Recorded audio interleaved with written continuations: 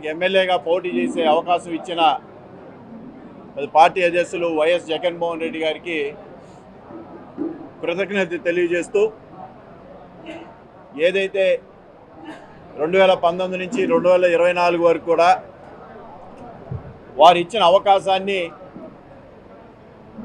నీతి నిజాయితీతో పనిచేసి పొన్నూరు నియోజకవర్గాన్ని అభివృద్ధి దిశగా పయనించాను. కానీ పార్టీలోని కొన్ని పెద్దలు వాళ్ళ అయిష్టాలతో పార్టీలో కృషి చేసిన వ్యక్తులకి సరైన మద్దతు ఇవ్వకపోగా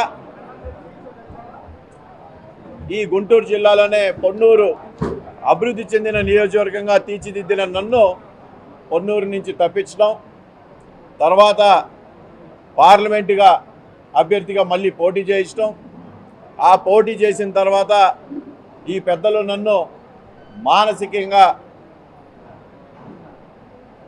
నన్ను వేధించటం నాకు చాలా బాధ వేసింది.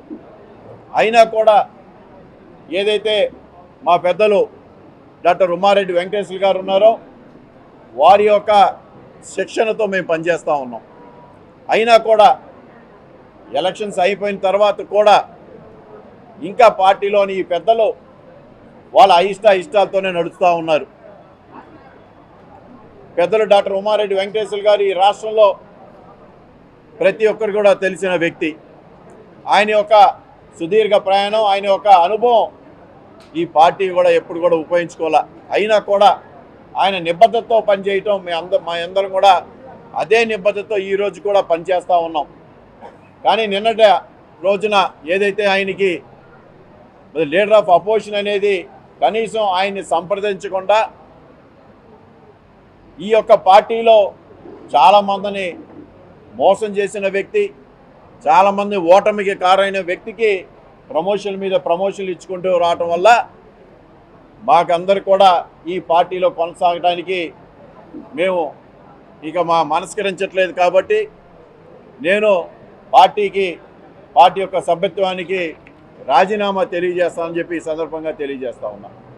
నాతో పాటు పార్లమెంట్ నియోజకవర్గంలోని ఎంపీటీసీలు కానీ, జెడ్పీటీసీలు కానీ, ఎంపీపీలు కానీ, పార్టీలో వివిధ హోదాలో ఉన్న వ్యక్తులందరూ కూడా ప్రతి ఒక్కరు కూడా పార్టీలో జరుగుతున్న అన్యాయం గత 5 సంవత్సరాల నుంచి కూడా అందరూ చూస్తూ ఉన్నారు.